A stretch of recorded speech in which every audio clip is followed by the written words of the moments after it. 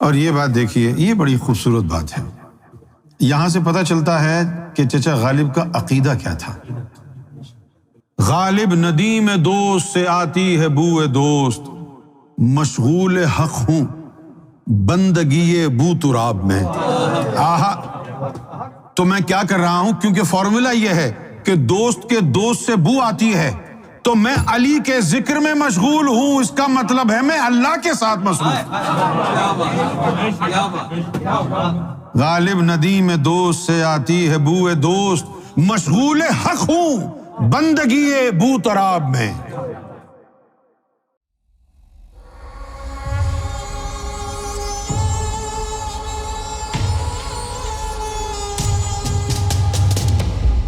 یہ جو شاعر ہوتے ہیں تو اکثریت شعراء کی جو اپنی شاعری میں جو محبوب کا ذکر کرتے ہیں وہ حقیقی محبوب نہیں ہوتا، وہ ایک تصوراتی معشوق ہوتی ہے ان کی۔ ایسا نہیں ہے کہ ان کا کسی سے افیئر ہے اور اس کے لیے مرے جا رہے ہیں، ایسا نہیں ہے۔ شاعری میں جو محبوب کی تعریف میں زمین و آسمان کے جو قلابے ملا دیتے ہیں، اب ایسا محبوب کہاں ملے گا آپ کو؟ تو غالب کی شاعری کو سمجھنا آسان کام اس لیے نہیں ہے کہ غالب ایک شاعر ہونے کے ساتھ ساتھ ایک صوفی بھی تھے، تو ان کے مزاج میں صوفیانہ رنگ تھا، صوفی تھے۔ جیسے کہ خود چچا غالب نے فرمایا، یہ مسائل تصوف یہ تیرا بیان غالب، یہ مسائل تصوف یہ تیرا بیان غالب، تجھے ہم ولی سمجھتے جو نہ بادہ خار ہوتا۔ تو ان کی شاعری میں اب دنیاوی محبوب سے کہاں مخاطب ہیں اور حقیقی محبوب یعنی اللہ سے کب مخاطب ہو رہے ہیں، اس کا پتہ عام لوگوں کو نہیں چلتا۔ تو چچا غالب جو ہے سلسلہ قادریہ میں مرید تھے، اور ان کی خواہش تھی کہ ان کو اس میں ذات اللہ کا ذکر قلب ملے، اس کی خواہش تھی۔ اب وہاں سے تو ملا نہیں، لہٰذا یہ آرزو تھی ان کی کہ ان کو ملے۔ امام مہدی علیہ الصلوۃ والسلام کے بارے میں انہوں نے سنا، تو امام مہدی علیہ الصلوۃ والسلام کی بارگاہ میں انہوں نے یعنی دعا کی، اللہ سے دعا کی کہ مجھے امام مہدی کی نسبت عطا ہو۔ تو یقیناً وہ اللہ نے سن لی، اور پھر ایک وقت یہ آیا کہ علامہ ڈاکٹر محمد اقبال رحمۃ اللہ علیہ اور چچا غالب دونوں کی روحوں کو سرکار گوھر شاہی نے لال باغ میں بلوایا اور ان کو نوازا۔ اب جو یہ شاعری ہے ان کی، دل ہی تو ہے نہ سنگ و خشت، میرا دل پتھر نہیں ہے۔ اور خشت کسے کہتے ہیں؟ جب گھاس جل جل کے دھوپ سے سوکھ جاتی ہے تو اس کو جانور بھی نہیں کھاتا، اس کو خس کہتے ہیں۔ پنجابی میں خس کہتے ہیں، اردو میں خشت۔ دل ہی تو ہے نہ سنگ و خشت، درد سے بھر نہ آئے کیوں، روئیں گے ہم ہزار بار کوئی ہمیں رلائے کیوں۔ دیر نہیں حرم نہیں، در نہیں آستاں نہیں، بیٹھے ہیں راہ گزر پہ ہم، غیر ہمیں اٹھائے کیوں۔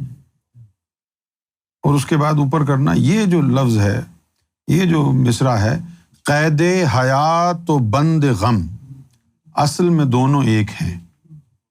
قید حیات اور بند غم، یعنی جو درد ملا ہے زندگی میں، یہ اور حیات دونوں ایک ہی جیسے ہیں۔ یہ درد تبھی ختم ہوگا جب موت آئے گی، زندگی میں تو یہ درد ختم ہونے والا نہیں ہے۔ قید حیات و بند غم، اصل میں دونوں ایک ہیں، موت سے پہلے آدمی غم سے نجات پائے کیوں۔ اور یہ میرا پسندیدہ شعر ہے، ہاں وہ نہیں خدا پرست، ہاں وہ نہیں خدا پرست، جاؤ وہ بے وفا سہی۔ ہاں وہ نہیں خدا پرست، جاؤ وہ بے وفا سہی، جس کو ہو دین و دل عزیز اس کی گلی میں جائے کیوں؟ جس کو ہو دین و دل عزیز اس کی گلی میں جائے کیوں؟ اور غالب خستہ کے بغیر کون سے کام بند ہیں، روئیے زار زار کیا کیجیے ہائے ہائے کیوں۔ بہت عمدہ ان کی شاعری، بہت گہری۔ جس طرح انہوں نے یہ جو شعر لکھا ہے اللہ کے بارے میں لکھا ہے کہ آرائش جمال سے فارغ نہیں ہنوز، آرائش جمال سے فارغ نہیں ہنوز، پیش نظر ہے آئینہ دائم نقاب میں۔ یہ اللہ کے لیے کہا کہ آرائش جمال سے فارغ نہیں ہنوز، اللہ ابھی تک اپنے آپ کو، اپنے حسن کو سنوار رہا ہے۔ اس کا مطلب یہ ہے کہ کسی کو بلانا ہے اسے، اپنا جلوہ دکھانا ہے اسے، یعنی دیدار الہی، رؤیت الہی کے امکان کا ذکر ہو رہا ہے۔ آرائش جمال سے فارغ نہیں ہنوز، پیش نظر ہے آئینہ دائم نقاب میں، اور ہے غیب غیب ہے۔ اب یہ جو کہانی ہے یہ بڑی خطرناک ہے کہ چچا غالب کے دماغ میں یہ بات کہاں سے آئی؟ ہے غیب غیب جس کو سمجھتے ہیں ہم شہود۔ یہ اللہ کی بات کر رہے ہیں کہ اللہ جو ہے وہ غیب کا غیب ہے اور آپ اس کو شہود سمجھ رہے ہیں۔ ہے غیب غیب جس کو سمجھتے ہیں ہم شہود، ہیں خواب میں ہنوز جو جاگے ہیں خواب میں، ہیں خواب میں ہنوز جو جاگے ہیں خواب میں۔ اب یہ تو آپ کے تخیل پر اس کا دار و مدار ہے کہ آپ اس کا کیا معنی لیتے ہیں۔ ہیں خواب میں ہنوز جو جاگے ہیں خواب میں، یعنی یہ ہماری روح کو سلا دیا گیا تھا، ابھی ہم جسمانی طور پر بیدار تو ہیں، روح ہماری سوئی ہے، لہٰذا ہم خواب میں ہی ہیں۔ اور یہ بات دیکھیے، یہ بڑی خوبصورت بات ہے۔ یہاں سے پتہ چلتا ہے کہ چچا غالب کا عقیدہ کیا تھا۔ بہت سے لوگوں کا، دیکھیں جب آپ اردو ادب میں ماسٹرز ڈگری کرتے ہیں تو مختلف شعراء کا کلام پڑھتے ہیں، ان کے حالات زندگی پڑھتے ہیں، اور پھر ان کی شاعری پہ جو ناقدین نے جو تنقید کی ہے، علمی بحث، وہ پڑھتے ہیں۔ تو میں نے جب اردو ادب میں ماسٹرز ڈگری لی تھی تو میں نے جو خاص جس کے اوپر کام کیا تھا وہ چچا غالب کی شاعری تھی۔ تو چچا غالب کے بارے میں زمانے میں یہ مشہور کیا گیا کہ ان کی مولا علی سے محبت کی وجہ سے ان کو اکثر لوگ کہتے ہیں کہ یہ شیعہ ہیں۔ اکثر لوگ یہ کہتے ہیں، جو بھی مولا علی کی بات کرے اس کو کہتے ہیں شیعہ ہیں، جبکہ ہم مولا علی کی شان جو بیان کرتے ہیں اس لیے نہیں کرتے کہ ہم شیعہ ہیں یا نہیں ہیں، اس لیے کرتے ہیں کہ وہ حق ہے،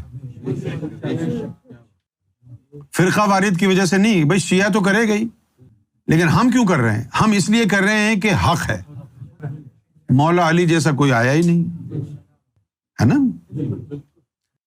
اچھا، اب انہوں نے، چچا غالب نے جو مسئلہ تصوف یہاں بیان کیا ہے اس میں یعنی فقر کی تمثیل ہے۔ اذا تم الفقر فہو اللہ، جو فقر میں کامل ہو گیا وہ اللہ ہی ہو گیا۔ تو اب یہ فرماتے ہیں ندیم جو ہے وہ فارسی زبان میں دوست کو بولتے ہیں، تو انہوں نے ایک تو اردو کا دوست استعمال کیا، دوسرا فارسی کا دوست استعمال کیا ایک ہی جملے میں، تاکہ بیان ہو سکے ان کا نقطہ۔ فرمایا کہ غالب ندیم دوست سے، دوست کے دوست سے، اس کو سننا ہے، بڑے توجہ سے اس کو سننا ہے۔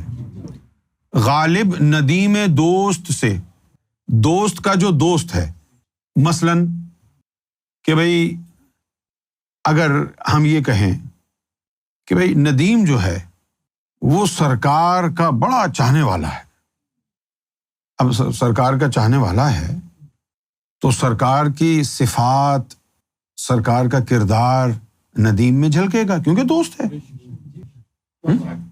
اور نہیں جھلکتا ہے تو دوست نہیں ہے، بکواس کرتا ہے ایسے۔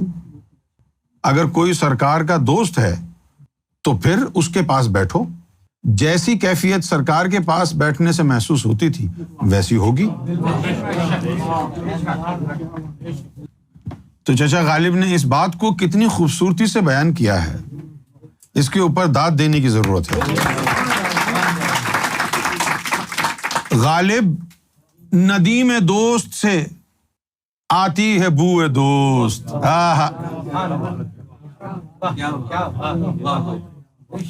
غالب ندیم دوست سے آتی ہے بوئے دوست، جو دوست کا دوست ہے میں اس کے پاس بیٹھا ہوں، کیوں کہ اس سے میرے دوست کی بو آتی ہے، اس سے میرے دوست کی۔ غالب ندیم دوست سے آتی ہے بوئے دوست، مشغول حق ہوں بندگی بو تراب میں۔ آہا، تو میں کیا کر رہا ہوں، کیونکہ فارمولا یہ ہے کہ دوست کے دوست سے بو آتی ہے تو میں علی کے ذکر میں مشغول ہوں، اس کا مطلب ہے میں اللہ کے ساتھ مشغول۔ غالب ندیم دوست سے آتی ہے بوئے دوست، مشغول حق ہوں بندگی بو تراب میں۔ تو اگر میں بو تراب کی بندگی کر رہا ہوں تو اس کا مطلب ہے میں مشغول حق ہوں، میں اللہ کی بندگی کر رہا ہوں، کیونکہ علی ان کے دوست ہیں، مجھے علی سے اللہ کی خوشبو آتی ہے، ان کے کردار میں اللہ جھلکتا ہے، ان کی گفتار میں اللہ جھلکتا ہے۔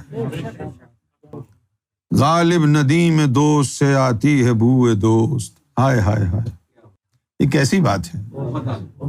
غالب ندیم دوست سے آتی ہے بوئے دوست، مشغول حق ہوں بندگی بو تراب میں۔ گو کر تو بندگی میں بو تراب کی رہا ہوں، مولا علی کی بندگی کر رہا ہوں، لیکن فارمولے کے مطابق میری یہ بندگی اللہ کی بندگی۔ تو چچا غالب نے جب یہ کہا تھا کہ یہ مسائل تصوف اور یہ تیرا بیان غالب، ان کو اندازہ ہو گیا تھا کہ کوئی خاص نظر ہے ان پر، حالانکہ یہ بات ہم نے نہیں کہی اب تک۔ یہ مسائل تصوف، یہ تیرا بیان غالب، یہ بات جو ہے ان کو سننی، ہمارے لیکچر ان کو سننے چاہیے تھے، شاید وہ اپنی رائے بدل دیتے۔ تو یہ مسائل تصوف، یہ تیرا بیان غالب، تجھے ہم ولی سمجھتے جو نہ بادہ خار ہوتا۔ شراب پیتا ہے تو اس لیے تجھے ولی نہیں کہہ سکتے، ورنہ جو مسائل تصوف تم بیان کرتے ہو ان سے تو یہ محسوس ہوتا ہے کہ تم ولی ہو، بس شراب نے تمہیں ڈبو دیا۔ اگر شراب نہ پیتے اب نہ جانے کون سی شراب تھی، یہ بھی تو ہے۔ اب دیکھیے ایمان و عقیدہ ان کا کیسا ہے، جب ان کی ایک دن شراب ختم ہو گئی، ویسے تو نماز نہیں پڑھتے تھے وہ، اب کس سے مانگے؟ مانگ کے دیکھ لیا لوگوں سے، کسی نے کچھ نہیں دیا، اب وہ سوچنے لگے کہ اب شراب خریدیں تو کہاں سے خریدیں، کیسے خریدیں؟ تو اب عقیدے کا عالم یہ ہے کہ انہوں نے سوچا چلو اللہ سے مانگتے ہیں، مسجد جا کے نماز پڑھ لیتے، کوئی نہیں دے رہا شراب خریدنے کے پیسے تو اب اللہ سے مانگیں گے، لہٰذا مسجد چلے گئے۔ عصر کی نماز تھی، 4 سنتیں پہلے پڑھتے ہیں فرض سے، تو وہ سنتیں پڑھ رہے تھے، کسی نے دیکھا کہ یہ شرابی کبابی مسجد میں کہاں آ گیا، بھگاؤ اس کو یہاں سے۔ انہوں نے کسی نے لا کے بوتل اس کے سامنے رکھ دی، وہ نماز پڑھ رہے تھے، انہوں نے سلام پھیرا اور دیکھا ارے بوتل ہے، بوتل کو چوما اور جانے لگے۔ کسی نے راستے میں پوچھا ارے ابھی تو فرض پڑھنے ہیں، ابھی سے جا رہے ہیں؟ کہنے لگے میاں ہمارا سنتوں میں کام ہو گیا،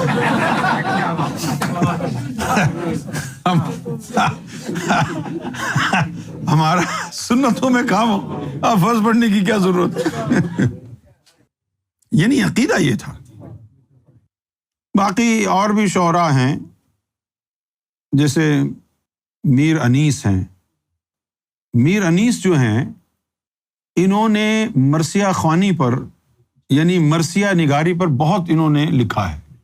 جو اہل تشیع حضرات خاص طور پر لکھنؤ جو ہے ہندوستان میں اہل تشیع کا سب سے بڑا گڑھ ہے لکھنؤ. وہاں جتنی بھی مجالس وغیرہ ہوتی ہیں ان میں میر انیس کا زیادہ تر کلام پڑھا جاتا ہے. انہوں نے مرثیہ جو ہے انہوں نے دبا کے لکھا. بڑا اچھا ان کا بھی کلام ہے. اس کے علاوہ ایک شاعر اور گزرے ہیں میر داغ دہلوی، امیر مینائی. یہ جو امیر مینائی تھے یہ فنافر رسول تھے.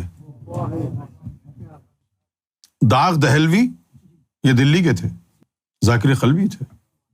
بھائی ایک مولوی بھی تھا جو درباری شاعر تھا، ابراہیم محمد ذوق. وہ درباری شاعر تھے، وہ مولوی تھے. لیکن ایک نظم انہوں نے بھی بڑی اچھی کہی ہے، لائی حیات آئے قضا لے چلی چلے.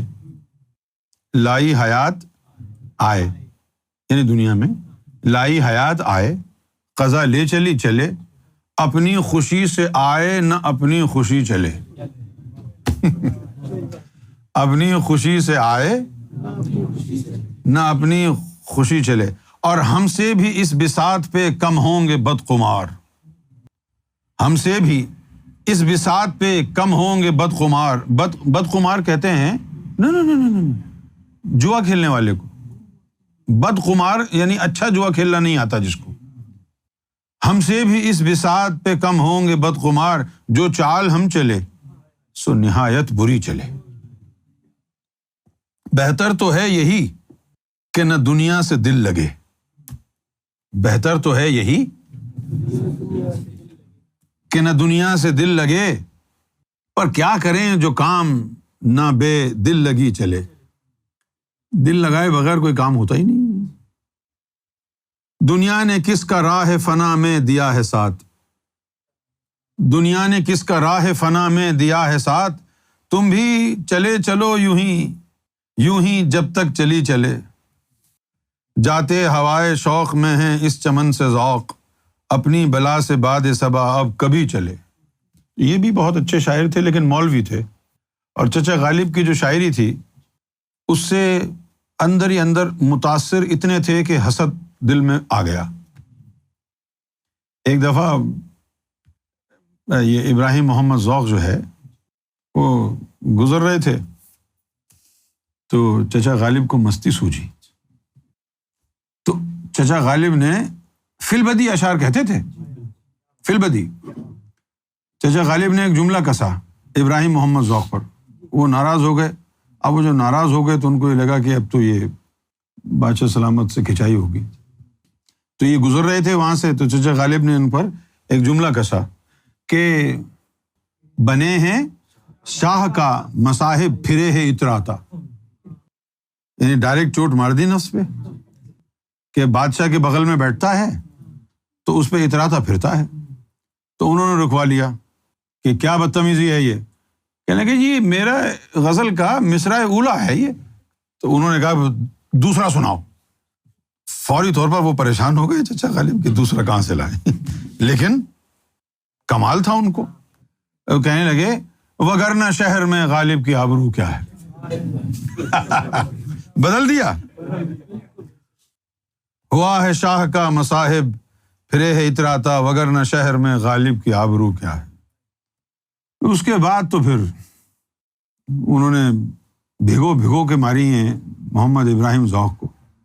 ہر ایک بات پہ کہتے ہو تم کہ تو کیا ہے.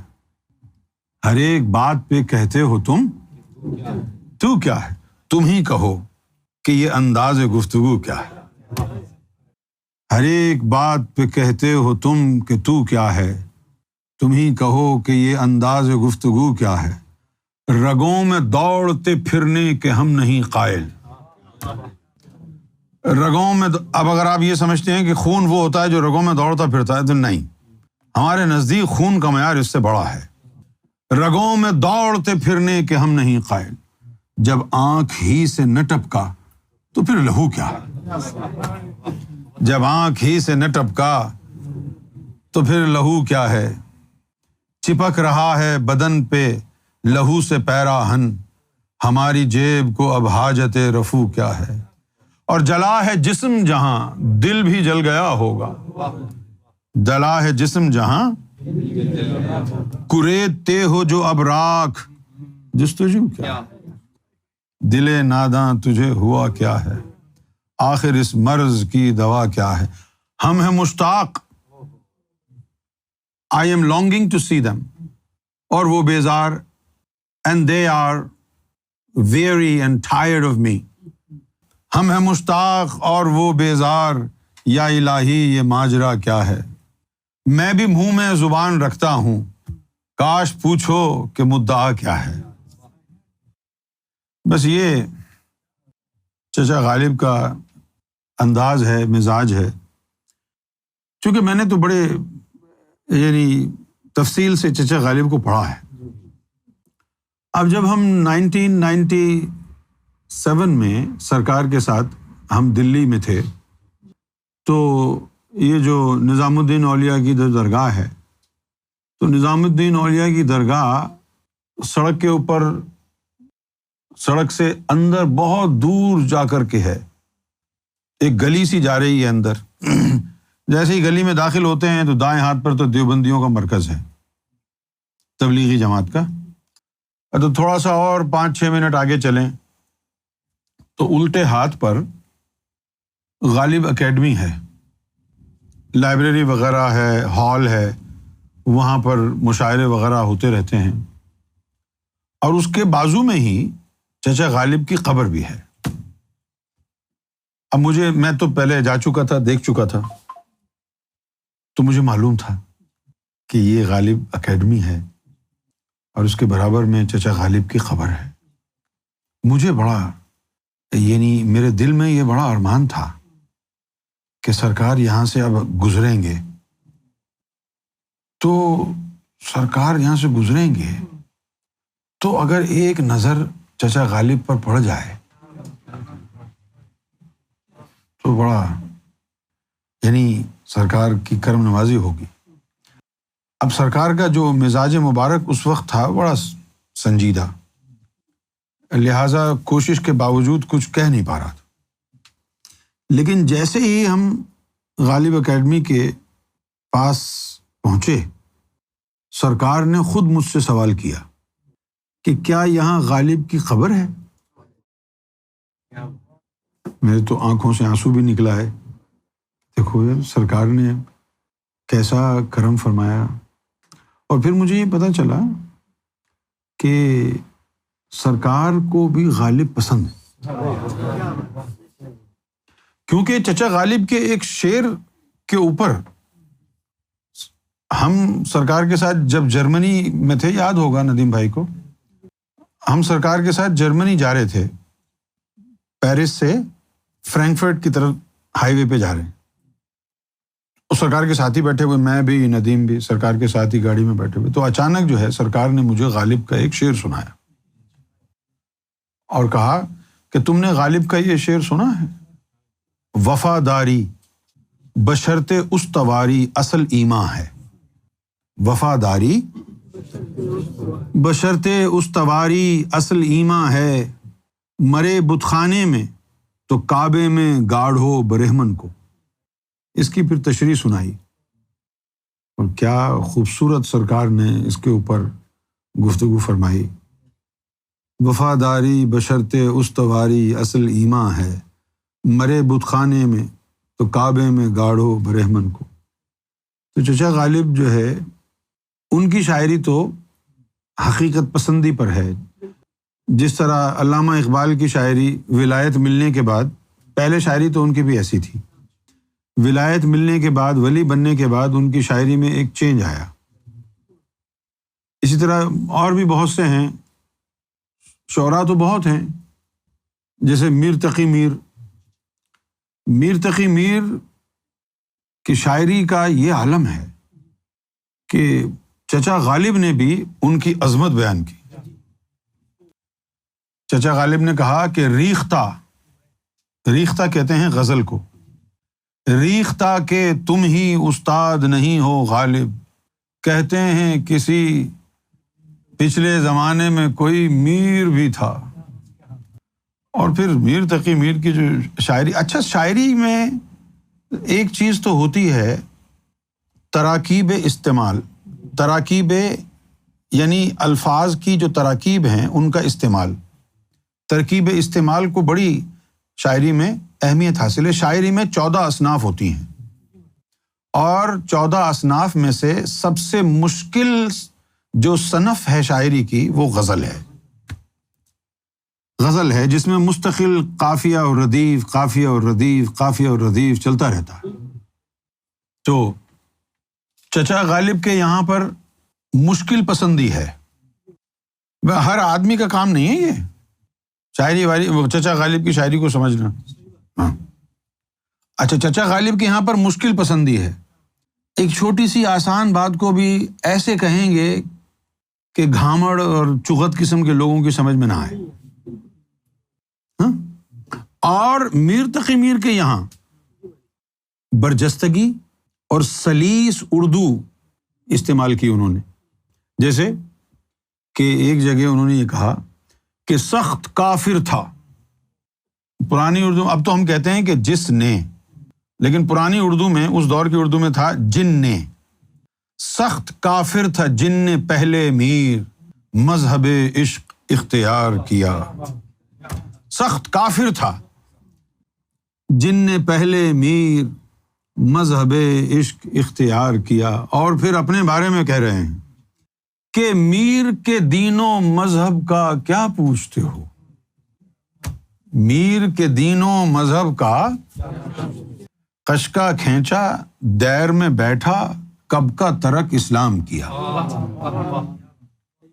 قشقہ کھینچا دیر مندر میں بیٹھا کب کا ترک اسلام. اب یہ بات عام لوگوں کی سمجھ میں تو نہیں آئے گی. جس کو نہیں آتی اردو کی شاعری، جس کو مزاج میر تقی میر کا سمجھ میں نہیں آتا، وہ تو کہے گا کہ یہ کافر تھا، ہے نا، کہ قشقہ کھینچا دیر میں بیٹھا کب کا ترک اسلام کیا. ترک اسلام کیا ہے، ایمان تو نہیں کیا. اس زمانے میں لوگ بیل گاڑی پہ بیٹھ کے سواری کرتے تھے، جیسے گدھا گاڑی ہوتی ہے نا. اب گدھا تو اتنا یعنی موضوع نہیں ہے، اس کی مرضی ہے. اس کو گدھے کو موڈ سوئنگز بہت ہوتے ہیں. ہاں ارے یار آپ گدھوں کے رشتے دار ہیں پھر بھی آپ کو نہیں پتا. گدھے کو، ہاں وہ اگر کہیں کھڑا ہو جائے نا چلتے چلتے، مارتے رہیں آپ اس کو، نہیں ہٹے گا. ہم نے تو دیکھا ہے نا کراچی میں گدھا گاڑیاں ہوتی تھی. کیوں بھائی؟ تو اس لیے وہ بیل گاڑی چلاتے تھے. گھوڑا لینا مہنگا ہے اس لیے بیل چلاتے تھے. خیر میر تقی میر صاحب جو ہے کہیں جانا تھا، ان کو آ کے بیل گاڑی میں بیٹھے. اچھا اب وہ بیل گاڑی میں ان کے ساتھ جو ہے ایک آدمی بیٹھ گیا. اس نے پہچان لیا، ارے میر تقی میر صاحب کیسے مزاج ہے؟ بالکل ٹھیک ہے، اللہ کا شکر. کوئی تازہ کلام تو سنا دے. کہنا ہے بجا تازہ کلام سنا دے. تو کام دھندا کرنے والا، بیل گاڑی چلانے والا ہے، تیری سمجھ میں 2 روٹی کے علاوہ کچھ نہیں آئے گا. میری شاعری سمجھ میں نہیں آئے گی تیرے، تو گاڑی چلا. یعنی مزاج ایسا تھا ان کا. میر تقی میر بڑے شاندار لوگ تھے. اچھا اب یہ جو آج کل کے جو شعراء ہیں یہ کرتے ہیں، ان کا محبوب ہے لڑکیاں، نہ ان بیچاروں کو کوئی شاعری آتی ہے. شاعری واعری کہاں آتی ہے ان کو؟ اچھا پھر ہم نے بھی شاعری کی، لیکن ہم نے دنیاوی شاعری نہیں کی. ہم نے جو شاعری کی صرف سرکار کے لیے کی.